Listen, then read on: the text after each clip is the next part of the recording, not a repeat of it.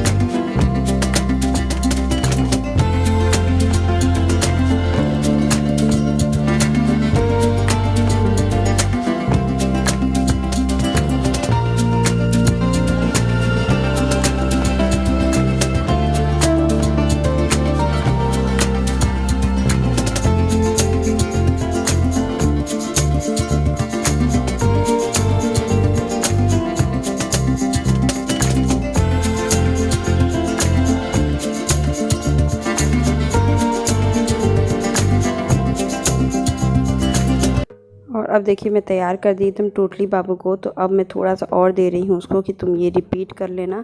Cream वगैरह मैं लगा दी, क्योंकि मैंने कहा कि तनुष हमेशा रोज़ ही मोबाइल देखता है इस समय बैठ के। तो मैंने कहा कि नहीं, आज एग्जामिनेशन है ना, थोड़ा सा नहीं। तो इसका बेल्ट टूट गया था, पता नहीं कैसे होता है, जो भी बेल्ट मैंने लाया 2-3 महीना ही चला है। तो फिर अभी उसका बेल्ट टूट गया, तो फिर मैंने थोड़ा सा लिखने को दे दिया था। और लिखने के लिए उसके बाद मैं चली जाऊँगी किचन में, चली गई और इसको मैंने दे दिया था कि हाँ ये लिख लेना। तो अभी वो बैठ के वही लिख रहा था, तब तक मैं आ गई थी किचन में। सब्ज़ी मैंने उसी बीच छौंक ली थी जब मैं बेटा को पढ़ा रही थी, तो ज़्यादा कुछ काम नहीं था, सब्ज़ी मेरी बन गई थी। फिर आटा गूंद करके मुझे सिर्फ पराठा बनाना था। और इस समय क्या हो रहा है ना कि टीचर्स जैसे लिए थोड़ा, जैसे हर टीचर्स की आदत होती है, ऐसा नहीं है कोई मैं किसी स्कूल की बुराई कर रही हूँ। तो ये थोड़ा जल्दी, मैं इसका फेवरेट खाना मैं बना के हमेशा इसीलिए देती हूँ क्योंकि इसको खाने में स्कूल में कोई दिक्कत ना हो। बच्चे होते हैं कि क्या होता है ना, जो फेवरेट फूड नहीं मिलता है तो वो बच्चे होता है कि वो छोड़ के आ जाते हैं और हेल्दी नहीं होता है, मतलब कि खाना है। तो मैं तो वही है कि एज ए एक्सपेरिमेंट नहीं करती, जो उसको पसंद है। बाकी घर पे आपको ज़बरदस्ती खिलाना हो तो मैं खिला दूँगी, क्योंकि आजकल थोड़ा सा आधा घंटा लेट लंच हो रहा है। किसी पेरेंट्स को दिक्कत हो जाती है, मुझे तो नहीं दिक्कत होती एग्जामिनेशन पीरियड में तो हर जगह होती है कोई प्रॉब्लम ऐसे ही। तो अभी देखिए मैंने फटाफट पराठे बनाने को लगा दिए हैं। और बेटे को पढ़ा रहे थे ना, तो वो मेरा बेटा बार बार आके मम्मी ये ऐसे होगा वैसे होगा यही बता रहा था। तो फिर मैंने कहा कि चलो अब रिलैक्स हो जाओ, अब थोड़ी देर के लिए एकदम ही ब्रेक ले लो पढ़ाई से। मैं अभी बस ओरल सुन रही थी कि ओरल कर लेगा कुछ ना कुछ, तो माँ से भी छूट जाता है, कुछ पढ़ाना मुझसे भी छूट जाता है। और राइम्स होते हैं तो वो तो जल्दी ही छूटते हैं। तो अभी देखिए मैं पराठे बना रही हूँ और मेरा बेटा आराम से बैठे हुए खड़े होकर के बता रहा था और मैं उसका सुन रही थी। तो ये भी कहते हैं कि श्वेता तुम बहुत ज़्यादा टाइट हो जाती हो कभी कभी, क्योंकि जब मेहनत की रखी है ना तो इतना मतलब कि मन दुख वो हो जाता है कि नहीं बच्चा अच्छे से करे। तो देखिए मैं पराठे बना रही हूँ और बेटा मेरा बता रहा है।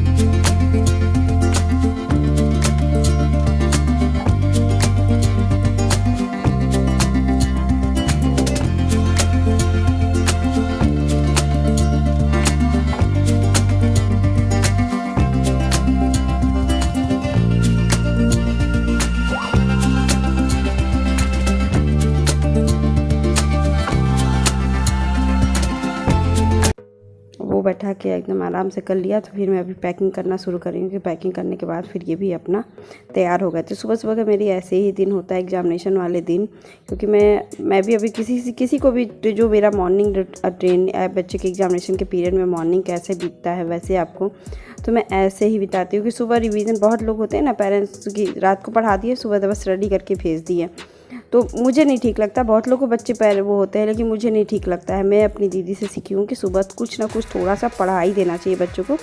अंडरलाइन कर दो तो वो चीज़ें वही चीज़ें पढ़ा दो बच्चों को सुबह थोड़ी देर तक कि वो जैसे कुछ होते हैं ना बच्चे को हार्ड लगता है, आप याद तो करा दोगे, उसके बाद याद कराने के बाद वो बच्चा फिर सुबह रिवीजन करा दो तो उसके माइंड में सेट हो जाता है।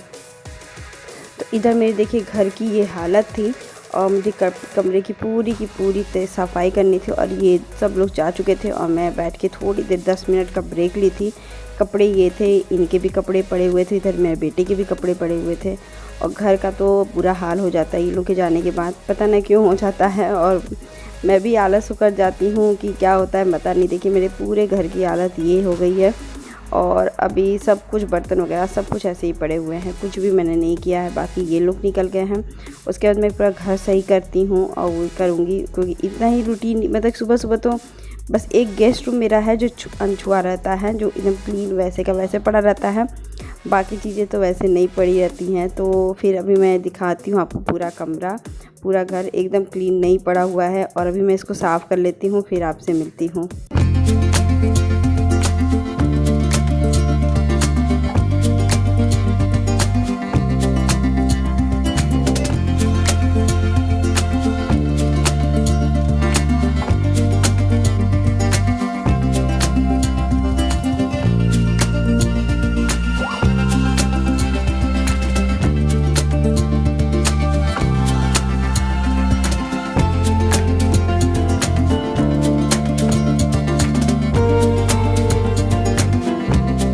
अभी देखिए मैंने कपड़े भिगा दिए हैं और कमरा ठीक करना शुरू किया। सबसे पहले तो बेड ही ठीक करना मेरा मस्ट होता है। बेड ठीक हो जाता है ना तो कमरे का हर चीज़ें बहुत जल्दी से लगता है कि क्लीन हो गया है, पता नहीं क्यों मेरा तो ये लगता है।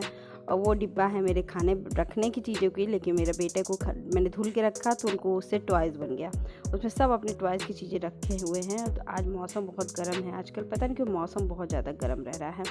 तो अभी देखिए मैं एक को दबा देती हूँ पर्दे से, क्योंकि उससे क्या होता है मेरी दरवाज़ों को थोड़ा सा वो मतलब कवर कर लेता है। तो फिर अभी थोड़ी सी मेरे पास भिंडी बची हुई थी तो मैंने सोचा है ना कि भिंडी की फ्राई बना देती हूँ और मसाले वाली दाल बना दूँगी चने की, जिसके कारण कम भी सब्ज़ी रहती है ना तो दाल की वजह से बहुत ही अच्छे से सब्ज़ी बन जाती है। तो मैं वही बैठ के आराम से भिंडी काट रही थी। घर का तो काम क्या है कि वही डेली रूटीन था, घर की सफाई करना। तो मैंने सब कुछ क्लीन करने की कोशिश की, क्लीन कर भी दी, कोशिश क्या करूँगी क्लीन कर भी दी मैंने। फटाफट बैठ के धीरे धीरे भिंडी काट रही हूँ। मन ही नहीं लग रहा था अभी कुछ करने का, कभी कभी होता है ना कि मन नहीं लगता है। फिर मैं किचन में जाऊँगी तो फिर किचन की क्लीनिंग करूँगी, बाहर की तो मैंने कर रखी है। तो अभी देखिए फटाफट भिंडी कट गई है और अभी छौंकूँगी भिंडी को।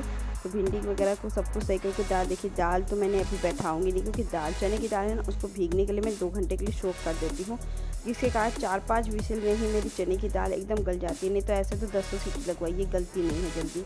तो अभी देखिए तो अभी मैं भिंडी छौंक लेती हूँ। भिंडी में भी थोड़ी सी आलू की भुजिया बच गई थी, मेरे हस्बैंड ने सिर्फ पराठा चाय खा के चले गए, तो फिर वो उनकी सब्ज़ी भी रखी रह गई है। और थोड़ी सी तो मैं आलू में ही भिंडी में ही थोड़ा सा वही मिक्स करके बना दूँगी, अंदर लास्ट में डाल दूँगी। बाकी इसको भिंडी को छौंक दी। फिर अभी किचन की पूरी सफाई करती हूँ। बर्तन है वो तो मस्ट है, बर्तन तो धुलना ही धुलना है, बर्तन के बगैर काम नहीं चलने वाला है। सबसे पहले तो किचन में मेन अगर बर्तन धुल जाता है ना तो किचन की आधी सफाई कंप्लीट हो जाती है।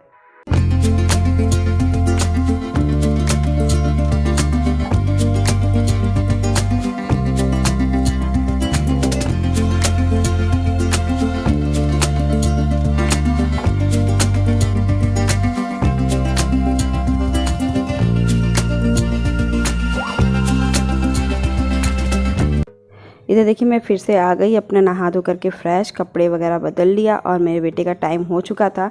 मैं इतना लेजी काम की ना आज कि मेरा कोई काम ही नहीं बचा। देखिए इतने कपड़े थे वो भी मैंने धुल दिए थे, धुलने में ही टाइम लग जाता है। ये सब काम तो आप छोड़ नहीं सकते हो ना, तो ये तो करना ही करना है, धुलना है। तो चने की दाल में आके बनाऊँगी तो अभी मैं फटाफट कपड़े बाहर डाल देती हूँ। डालने के बाद फिर मैं अपना आराम से बैठूँगी बाहर की तरफ। देखिए फिर मैं बेटा को लेने चली गई थी, डाल वाल के अपना तैयार होकर के। आज मेरे बेटे को बहुत लाड साहब भी आ रही थी, मम्मा शूज़ तुम उतारो, मम्मा ये काम तुम करो। पहले बहुत कुछ कर लेते, आज 2 दिन से पता नहीं कैसे मूड हो रहा है इनका। तो फिर मैं अभी देखिए कुछ भी नहीं की, तब तक तुरंत ही बेटे का कपड़ा चेंज करी थी। वो उससे मैं पूछ रही थी कि आज का एग्ज़ाम कैसे हुआ।